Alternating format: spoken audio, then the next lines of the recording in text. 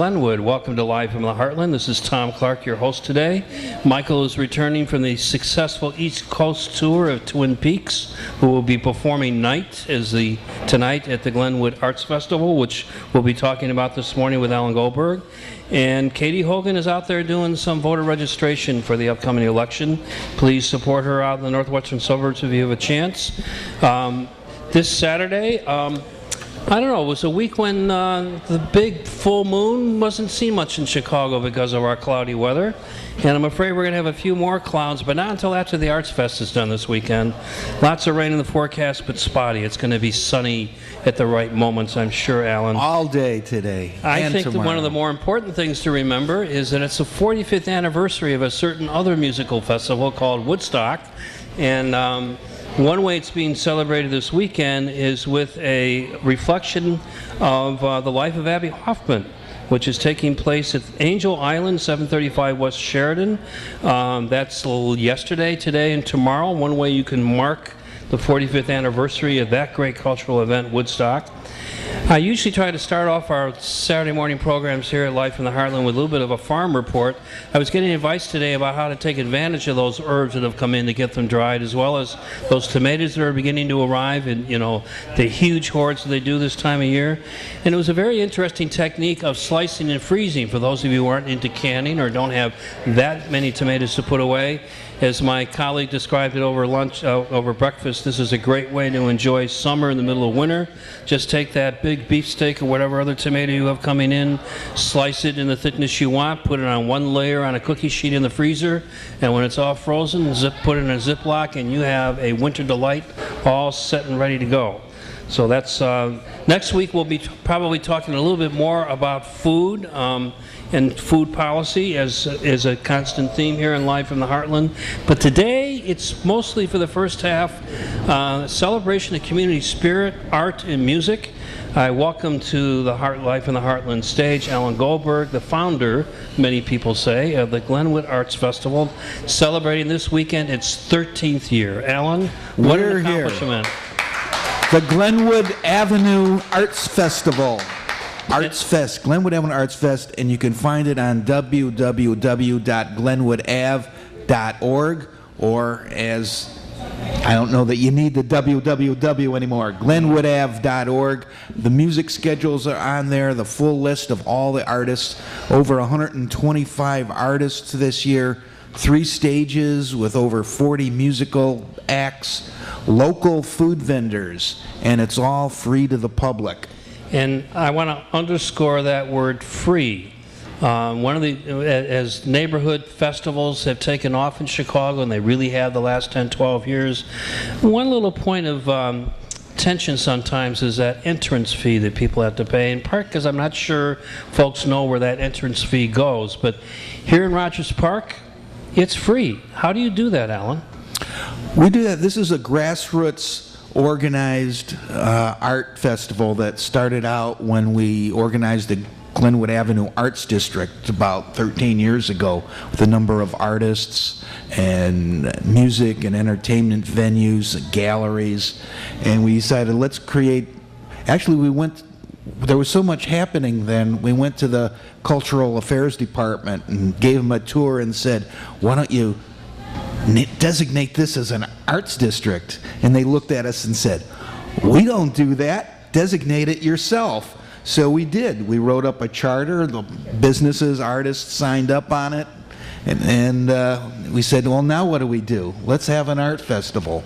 So kind of started out as a block party 13 years ago, and it's grown. Each year it's grown. This year we've grown to the east side of the tracks, and so it's bigger. We had over 100 artists on our waiting list, so we said, let's expand a little bit. So you have 125 artists this year, 40 musical groups that are performing. This is quite a venture to pull off. What kind of a committee do you have of volunteers to make this all happen? Well, the volunteers are a number of artists and business venues and property owners in the neighborhood who get together, start meeting in January, and plan this event. It's entirely supported by neighborhood organizations. Our SSA 24 is a big supporter in the Rogers Park Business Alliance, and businesses, you know, Heartland Cafe, Main Stage, the Glenwood, Rogers Park Social, Bullhead Cantina.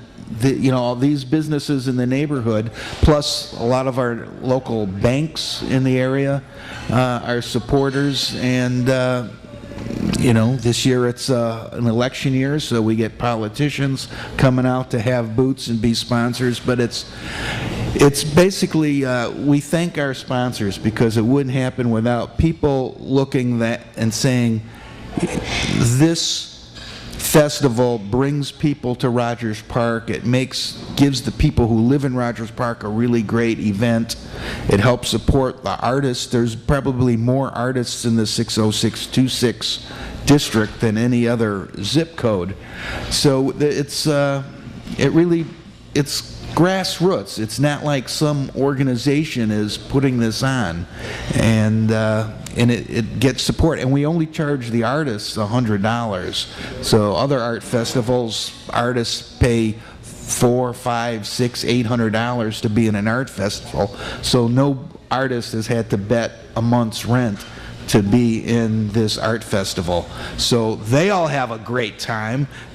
We got 10, 15, 20,000 people coming and looking at their work. So they sell stuff, you know, but they're not like under that pressure of oh, we gotta sell so much thousands of dollars in order to make the weekend, you know. And the public, we don't charge to the public. Right. We don't believe in gate fees. You know, all those other festivals that have gate fees, you know, the reality is it's called a donation, even though they get you going through a skinny line, yep, you know, and make you feel guilty if you don't put your $5 or $10 in, but you don't have to pay to go to one of those festivals. So just to give people a sense, if they're not from Rogers Park where this festival is taking place, you come up the red line to Morris and Lunt, and that's where that's the epicenter of this whole thing, right? You get off on the red line, and you're right in the festival. You can get off at Morris, you can get off at Lunt, and you're right there. You talked before about Rogers Park having more artists per square mile than anywhere else. I wish someone would do a study about that, maybe the city's Department of Cultural Affairs. I've often maintained there are more video editors in 60626 than any other community in the city. And I suppose that extends to artists as well. Over 120. There was I got that statistic. Basically, it's probably, I don't know how current it is, but in the old Chicago Artist Coalition back in the 90s, from their zip code of membership, that's where I got that the 606 was like the largest zip code group. So of the 125 artists who will be exhibiting a whole variety of art forms, how many are actually Rogers Park residents, do you know? I don't know exactly, but there are a healthy percentage of the artists are local artists. But we get people coming from out of state to this festival because it's such a good time, and they sell things. You know, that's what it's all about, the artists selling things. It's a great opportunity, folks, to pick up some art from some soon-to-be famous artist, or just from all the jewelers and the ceramics and the glass people and the photographers, get some woodworkers, get some great holiday gifts. It's not too early for Christmas and the holidays. Oh, yes. Got to get those stocking stuffers going, and I know this fair has a wide variety. This Arts Fest has a wide variety of product that you can take a look at. How do you attract and decide on what music to put on the stages? Well, we have a unique thing. All the contracts come through our festival committee, and we can't thank Dorothy Milne of the Lifeline Theater enough, because she really puts everything together. She's the CEO, so to speak. She deals with all of the tent companies and the stage companies and the sound companies and the city and everything. So Dorothy is our key person in this, and all the rest of us, we meet and chip in and give advice and do our shares of grunt work. But we're going to feature one of your the music. Where does the music come from? In a few minutes. But tell us. Uniquely, we have several music venues in our neighborhood, and they book various stages. They sponsor stages, and they get to book. They contribute. It's generally they contribute, and then they sell beer, and so hopefully they all break even. So who are some of your top acts this year that people shouldn't miss? Shouldn't miss. Today at 6 o'clock, the Environmental Encroachment Love the name. Marching band. They're Love about the name. 20 pieces. They all dressed in costume. It's a Burning Man style marching band. They're going to be a big parade through the fest.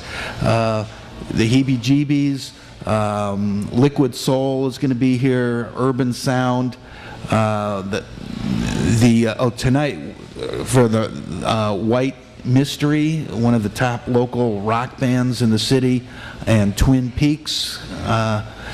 So those are going to be some great acts. The Polkaholics, and if you really want to see some really great music, check out the School of Rock shows.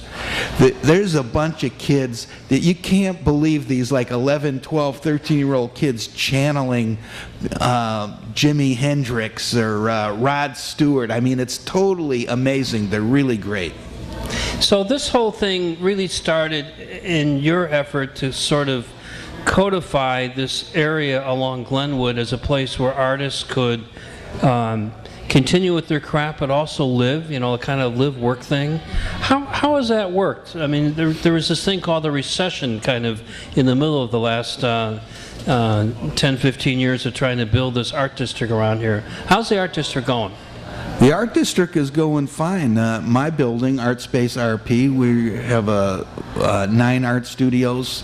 Some are live work, and they're pretty much filled up almost all the time. They're rarely vacant. There's a few storefronts in the neighborhood that are available, but there's galleries around here. The music, our theater district is amazing. Someone in the Reader once wrote that Rogers Park was, for theater, is what Lincoln and Fullerton used to be back in the 80s. So, I mean, we've got Lifeline Theater, Boho Theater, Theo Ubique, Side Project, Raven. I mean, there's just all regular Jeff winners. All big-time Jeff winners. It is a pretty amazing cultural mecca, and of course we like to celebrate our diversity.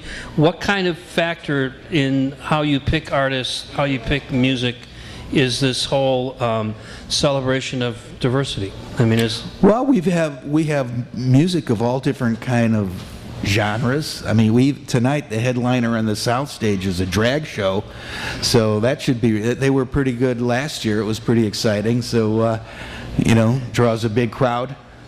If they were pretty good last year, you hope they're going to be better this year? That's right. Okay. That's right.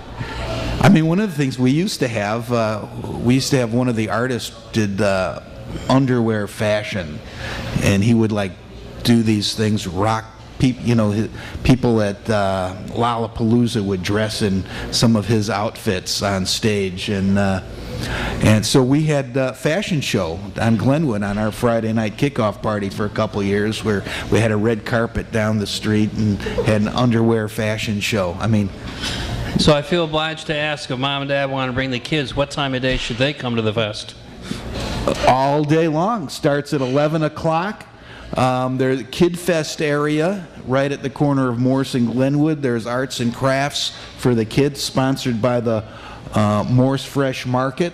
Every year they sponsor the Kid Fest family area.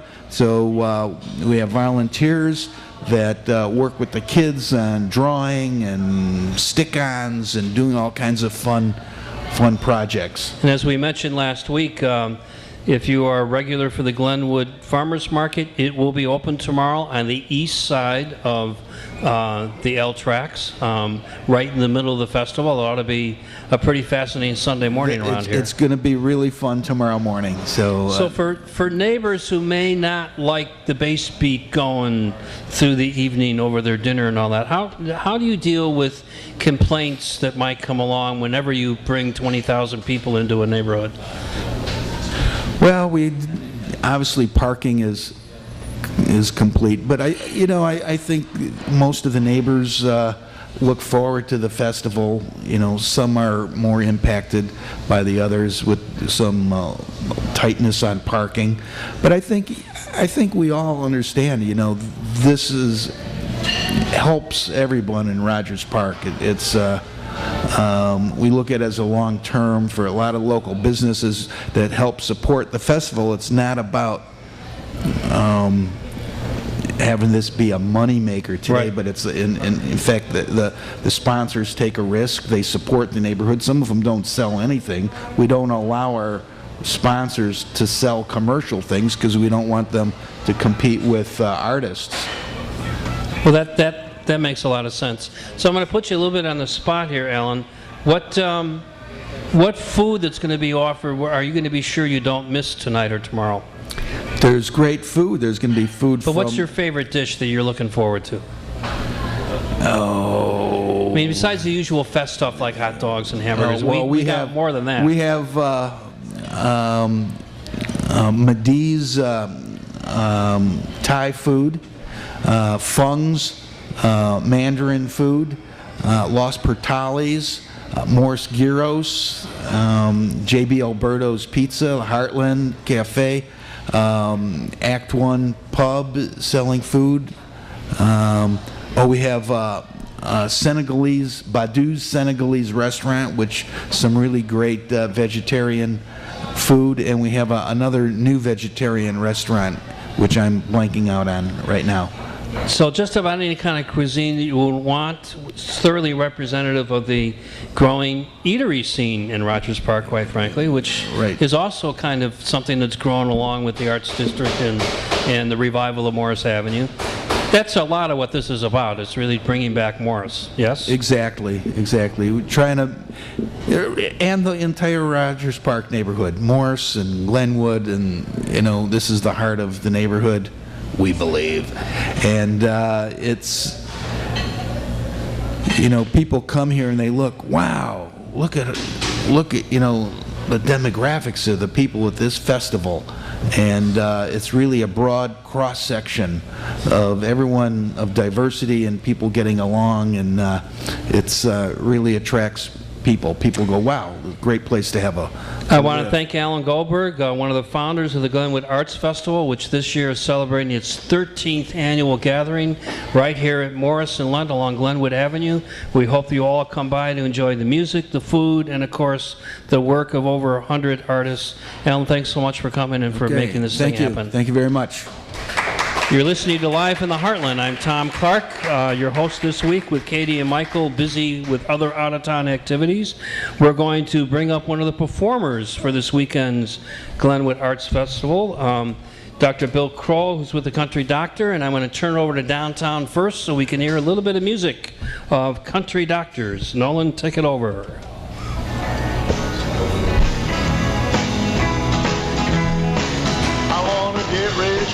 I wanna get rich quick, I wanna have it all, don't wanna work a lick. I wanna make big money, invest in a shady scheme. I want the digital life, don't want no analog. I wanna ride down Broadway, high on a hog. I wanna get rich quick, I wanna live the American dream. I didn't see this one. I want a BMW, SUV, and an LCD HDTV. Yeah, I'm not sure we actually have one of this, but the side of my head. Were those from last year's fest? one was from Mayfest down in Lincoln Square earlier, and the other was from Edgefest in Edgewater. So they get it right? Which? Arts and Entertainment. Oh, yeah. Really nice story. 2 years ago. Yeah, that's right. Man, you guys did your homework.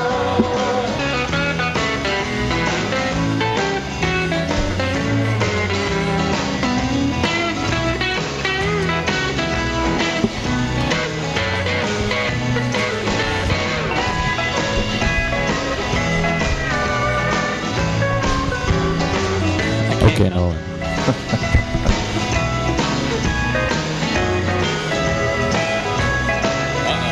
I want a great big house for $1 down that I can flip next month so I can move uptown. Designer clothes tailored for the upscale man. I want Cuban cigars, vintage wine, a couple hot young things that I met online. High-priced lawyer to keep me out of the can. And that was a little bit of piece from Country Doctor. I welcome to the Live from the Heartland stage, Dr. Bill Kroll. Tom. Thank you so much. Welcome to 88.7 FM, WLUW, Live from the Heartland, on the sunny corner of Glenwood and Lunt. How did you get involved with country western? That's not anything like your day job, which is teaching Loyola students a little bit about biology. Well, a little diversity, I guess. I guess. You know, the thing that always attracted me to country music was kind of the opposite of the academic approach.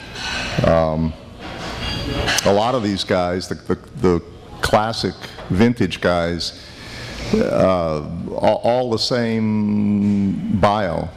I was 10 years old, somebody gave me a guitar that cost $8 and I learned 4 chords. I played at the church and I played at the square dance, and then I started playing in the saloons where they had beer and women and beer and women.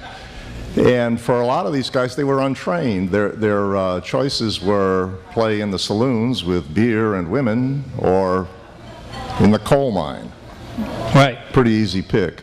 So the music, I think, what always attracted me to it was that sort of heartfelt nature of people who weren't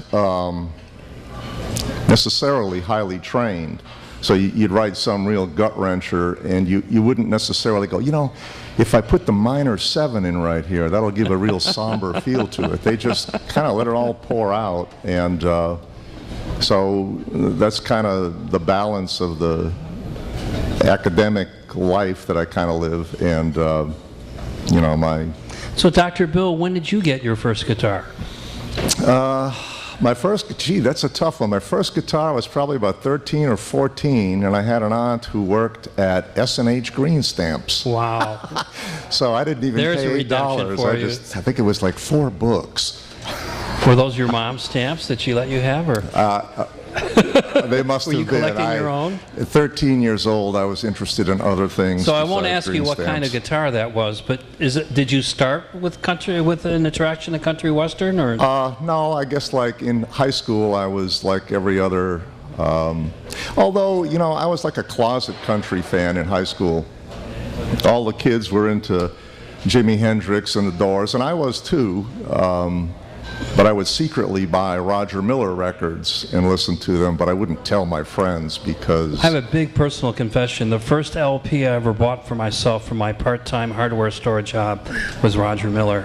You have impeccable taste. Now, I have not played that album. I still have it for probably about 35 years, but I do finally remember it as my first one. I think Judy Collins was my second one, so there was a certain eclecticness already. But so you didn't necessarily start with country, but you sort of liked the Roger Miller approach to that side. Yeah, I always did, and played in a few rock and roll bands in high school and played a little bit in college, and after that, just casual stuff. And then I kind of put it down for a really long time.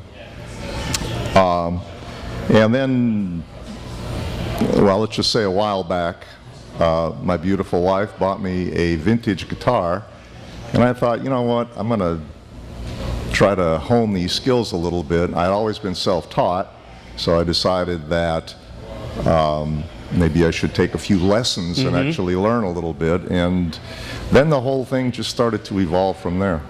So it was actually taking lessons that led to the formation of Country Doctors. Tell us a little bit about who all is in the group, who's performing tomorrow night on the festival stage. Well, yeah, the band kind of started out with a friend of mine who I hadn't seen in a number of years, and he was doing a little playing and singing, and we got together doing very casual stuff, and then I started taking lessons with our guitar player, Tommy Klein. And then it kind of became a positive feedback loop a little bit. When Tommy joined, Tommy's a veteran of the scene for decades here, so we got better. We had a good musician on board. As we got a little better, we got a little more cred, and other people started thinking, you know, maybe we started attracting other musicians, other good musicians, and the better we got, and we got a great lineup now, I think, probably our best one ever. Tommy, been with us longer than anyone. He's playing guitar for us, doing a little singing. We have Michelle Perry.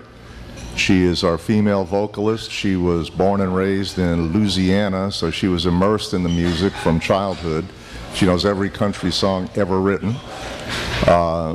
She's our female vocalist and does a great job with harmonies and such. We have the legendary Radar Hurst playing pedal steel for us. I don't think words can describe Radar, so I won't even go there. Okay. And the two newest members we have, Mark Janis playing drums and Steve Zaradnik on bass, and those two guys are both great musicians. They have helped our rhythm section immensely, and Steve is a great singer in his own right.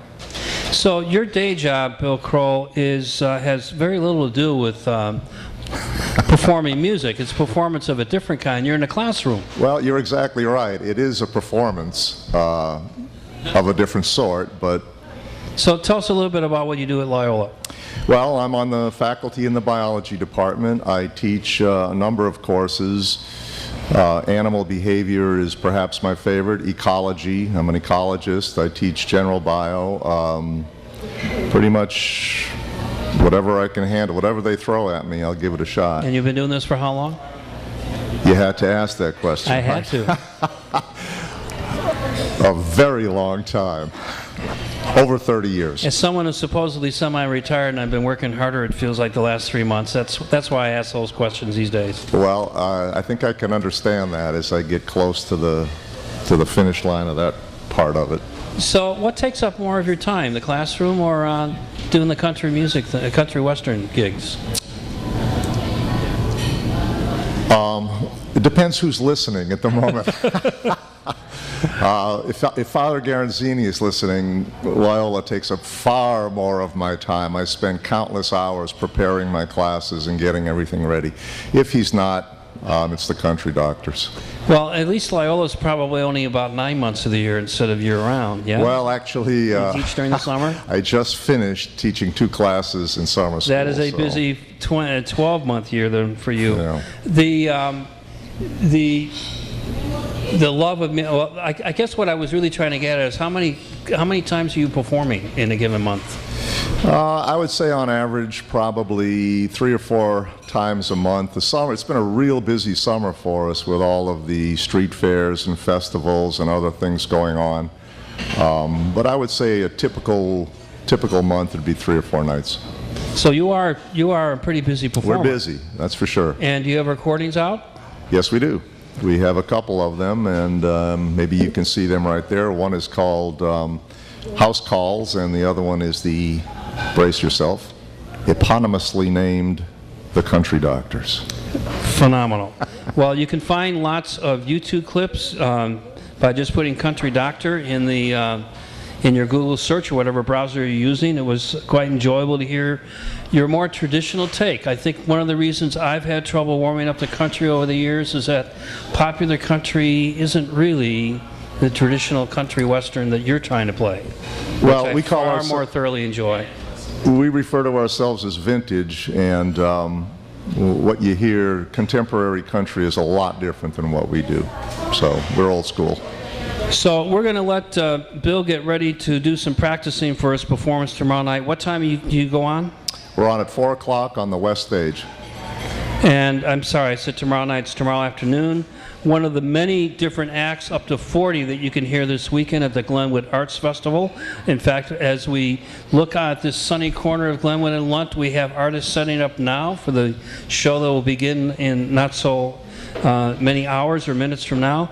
Bill Kroll, I appreciate your coming by to talk a little bit about your music, and we're going to go out now with another song from downtown, another feature featuring country doctors. Good luck on your work. Thank you.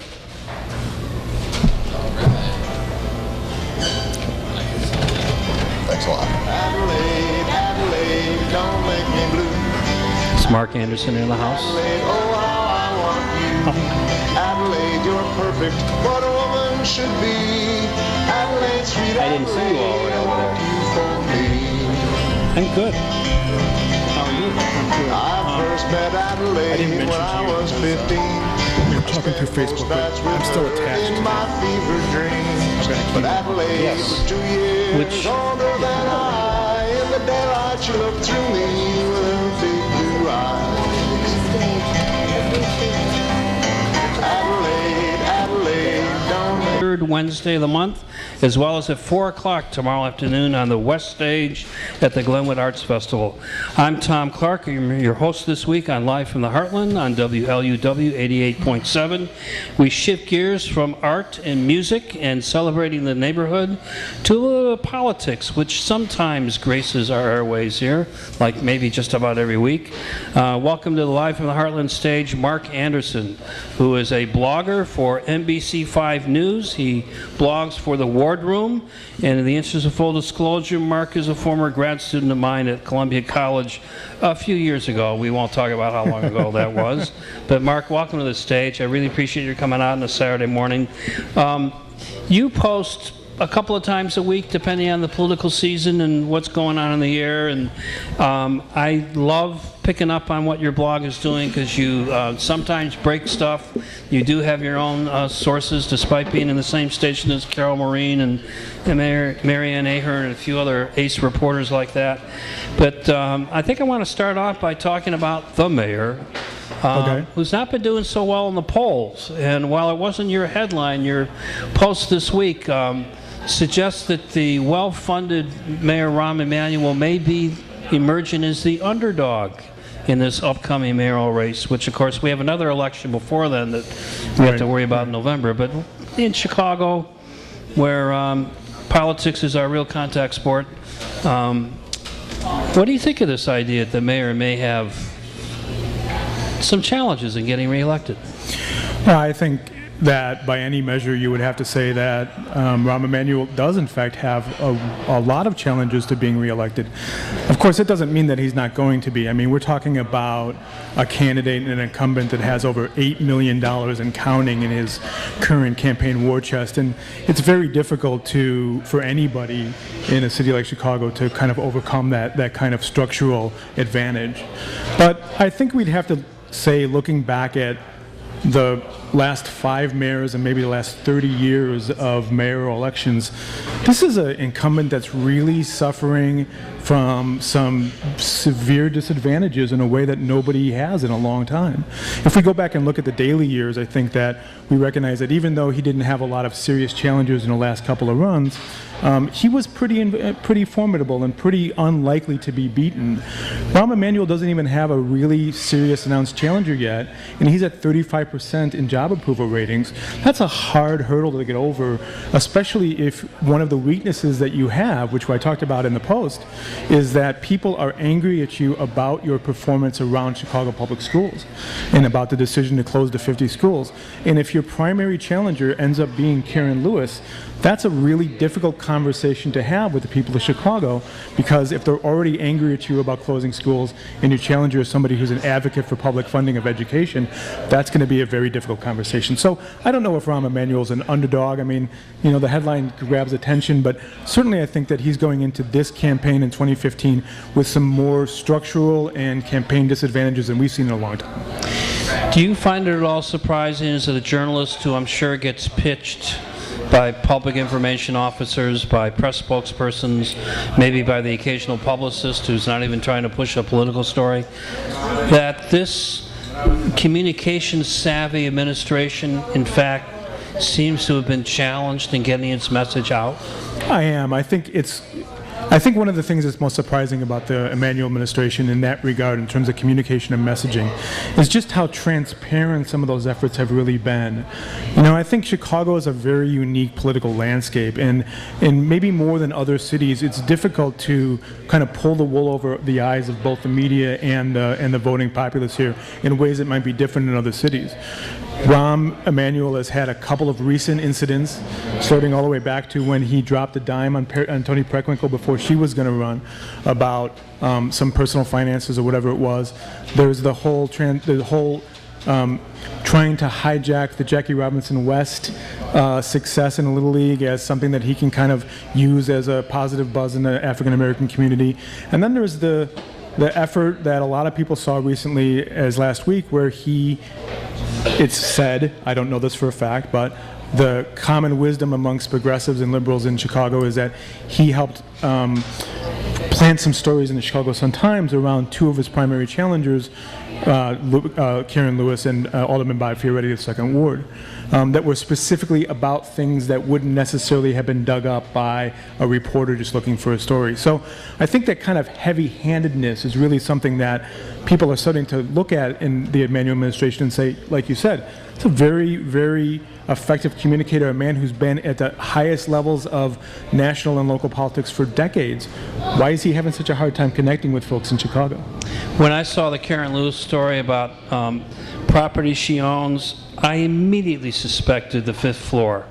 I had nothing to go on. It just struck me as something, as good as the reporter is who broke that story, right. And now it's been rumored that he might be joining the campaign. Have you heard anything about that? Well, I think some folks on Twitter have talked about that, but I think that's, I mean, I don't have any inside information, but I think that's just some folks kind of trying to make a dig at that reporter. But on the other hand, if you look at it a slightly different way, we could also view that as being an extraordinarily effective campaign. Let's take a look for a moment at the way in which Karen Lewis is portrayed in Chicago media. She's obviously, from all objective standpoints, a very accomplished, very educated, very articulate, passionate advocate for the things that she believes in. She leads one of the largest and most powerful unions in the state of Illinois. She managed to pull off a strike against a mayor that was a formidable opponent, and she has support across demographics and across the city. Yet, time and again, if you read media stories, traditional mainstream media stories about her, she's often portrayed as being either controversial, a loudmouth, outspoken, and she gets these kind of negative connotations attached to her.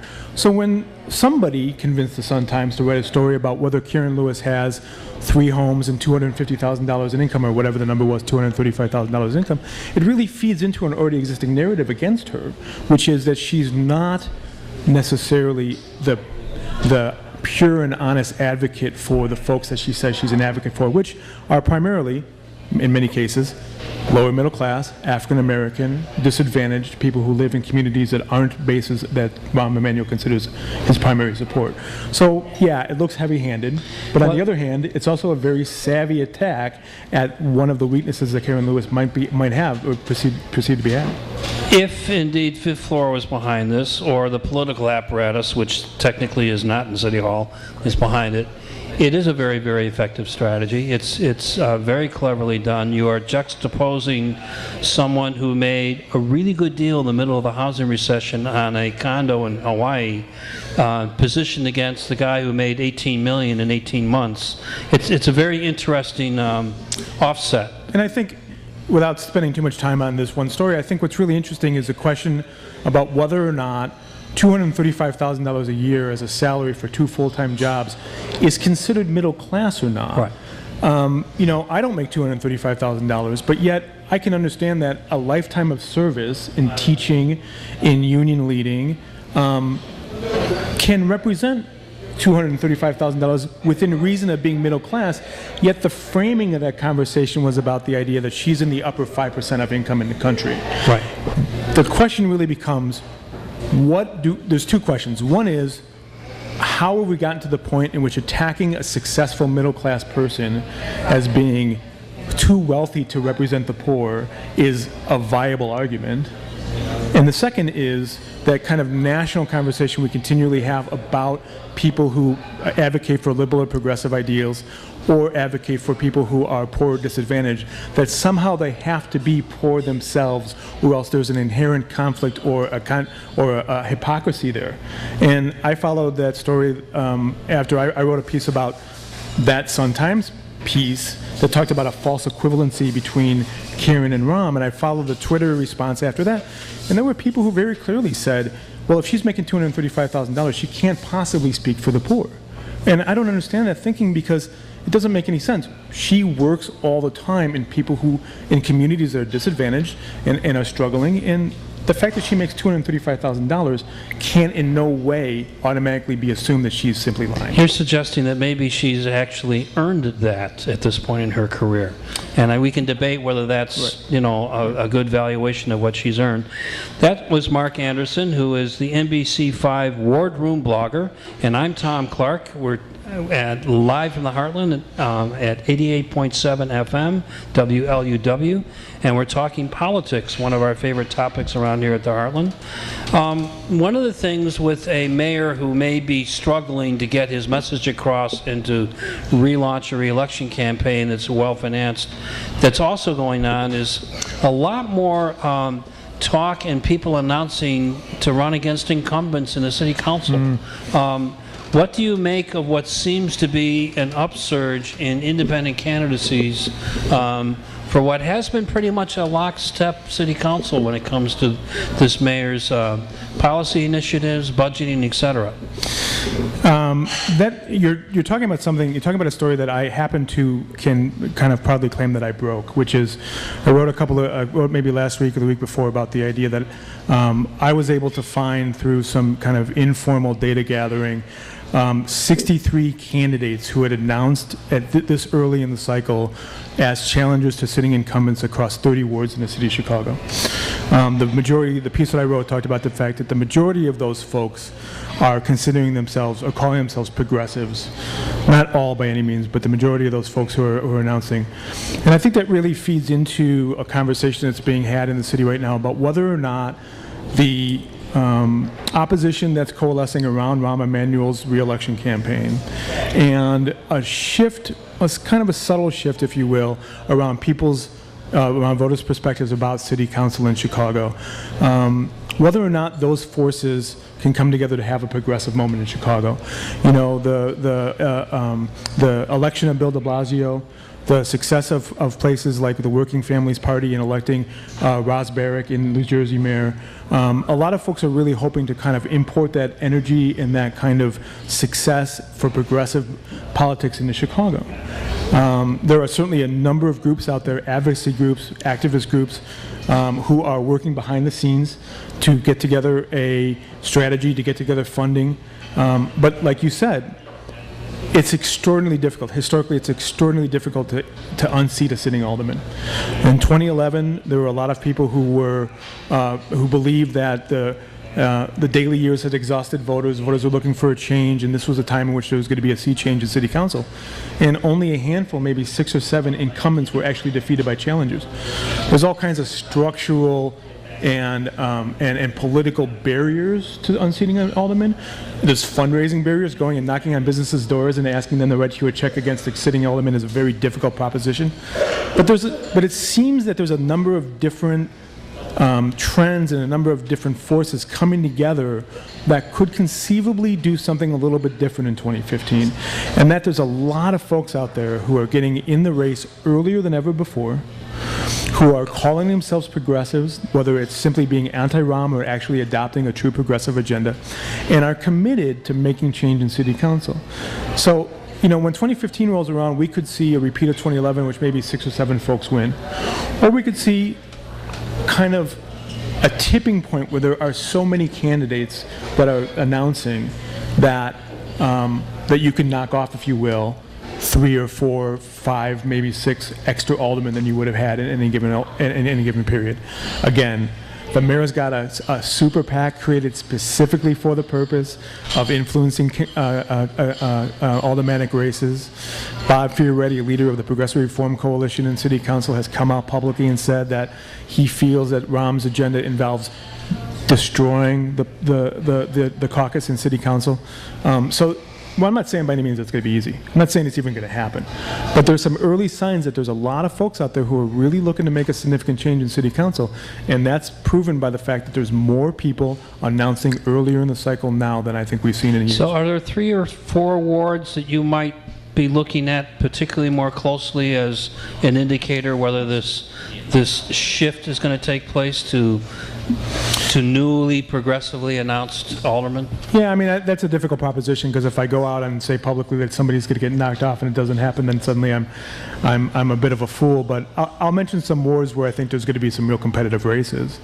One is right here in 49. Really? I think that Joe Moore has seen a perception shift amongst voters in the 49th Ward about where he stands in terms of his placement on the progressive spectrum, and also where he stands in his opposition to the current administration.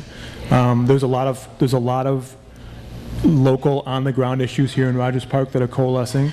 Don Gordon is running again in 2011. He ran in 2007. He brought Joe Moore to a runoff, talking about issues, on-the-ground issues like crime and gentrification. Those issues still exist in Rogers Park. They existed in Rogers Park 30 years ago when I first moved across the street from the Heartland. Right. But they still do exist. And I think the challenge for Joe is that, let me back up for a second. I'm of the belief that any sitting alderman can be picked off at any time. If you were able to, and this is going to be a bold statement, but if you were able to find the thing that was going to get Ed Burke to be vulnerable, if you were to get the message for the people in Ed Burke's ward that could convince them that Ed Burke was no longer a viable alderman for them, you can knock him off. Very difficult proposition, but not impossible. And one of the things that happens the most is that perceptions change underground, under the radar, about how communities of voters perceive their alderman way before the forces that will knock him off usually come into play. You can have an unpopular alderman that doesn't have the right candidate to challenge him. Right. You can have an unpopular alderman who manages to raise more money than the challenger does, or whatever the case may be. But find the right message and you can knock off almost any alderman. Don Gordon almost did in 2007 by saying that there were drug dealing right outside of Joe Moore's community ward office. You can find that message, and I think Joe is in a little bit of a vulnerable spot around the parking structure on 2007, his relationship with Colonel Pritzker, the crime that's going on, the possible gang problem that's happening in Rogers Park. I'm not saying Joe's going to lose, but I'm saying that's a competitive race for a sitting alderman who might be vulnerable. Any other North Side wards that you think there'll be a competitive race? James Kappelman in the 46th. Kappelman was somebody who dallied with the idea of being a member of the Progressive Caucus when it was first formed. He's a social worker. He ran against Helen and beat her for the second time he ran. That's not even if Helen was a contrarian alderman, that's not an easy proposition. But I think Kappelman's made some. He actually did not beat Helen. She retired. Right. I'm sorry. My apologies. But he actually has had some moments recently where, again, the same kind of situation. He conceivably mishandled some issues around SROs in his community. Terribly. He's being seen as somebody who is is kind of supporting developers over the traditional voter base in the 46th ward. I'm not deeply familiar with his opponents that have announced or are planning on announced yet, but again, there's an alderman whose perception amongst his ward's constituents has shifted in the first 4 years that he's been in office, or 3 years at this point. Any other significant wards you want to mention that we ought to be paying some attention to as we move further south or west? Yeah, there's a couple of wards down in the south side. There's the 9th ward where Anthony Beal has been alderman for a number of years. There's some folks coalescing around that. He had some issues around his bringing a Walmart into the ward when his old commercial districts are suffering in many ways. There's a pretty serious challenge, believe it or not, a couple pretty serious challenges down in 18th ward where Lona Lane has been alderman. She's seen by a lot of folks as being kind of I don't want to disrespect her, but kind of a go along, get along alderman. And there's some truly strong progressive candidates that are looking to change things down in 18 as well. That's Mark Andersen, who is a blogger for NBC5 News' Ward Room. We're talking Chicago politics. I'm Thom Clark. It's live from the Heartland on WLUW 88.7. Mark, let's talk a little bit about the election that happens before next year's mayoral automatic election.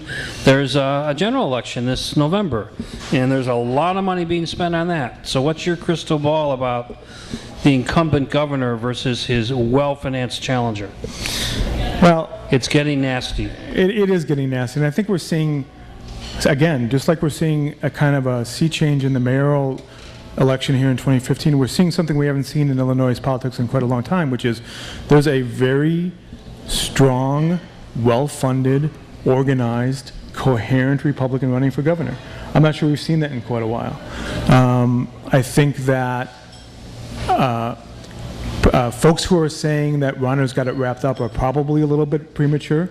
I think Quinn's been a fighter for many election campaigns, and I think there are messages that the Quinn campaign hasn't necessarily rolled out yet, and get out the vote efforts that the Quinn campaign hasn't necessarily rolled out yet. That seems like an unstoppable pool of money that Bruce Rauner has access to. That's something else we haven't seen in Illinois statewide politics in a very long time. But I think that the number of outside groups that are coalescing around Quinn and against Rauner are something that hasn't really been kind of counted as much in terms of how that's going to affect the election in November. Bruce Rauner is fundamentally self-financing his campaign, and he's having to pour a lot of money into rebuilding the Republican infrastructure, the Republican political infrastructure at the precinct level, at the county head level, at the state level. And he hasn't had as much time to coordinate outside spending groups that are advocating for his position in the same way that Quinn's been able to gather together outside spending groups that are going against Rauner. So when you turn on the TV right now and see a commercial that's against Bruce Rauner, that's generally not been Pat Quinn himself. It's been outside groups that are advocating for Quinn's position or against Rauner. And this would just be my personal bias, but wealthy millionaires who run companies who, like Mitt Romney and Bruce Rauner, almost always find themselves in a place where somebody's going to find something that company did that's unethical, illegal, or just looks really bad. And we saw that the Obama administration, while they didn't go as far after that angle as I would have liked against Mitt Romney, was successful enough to bring that narrative to the fore. And I would argue that the Quinn campaign has already started down that road and will continue to do that. So right now Bruce is up 18 points, 8 points, whatever the case may be in the polls. But I think that race is going to tighten immensely. I wonder if we might, through both the gubernatorial election that's getting nasty, but as well as the mayoral campaign, perhaps, you already referenced this, if we're going to end up having a discussion around class. Is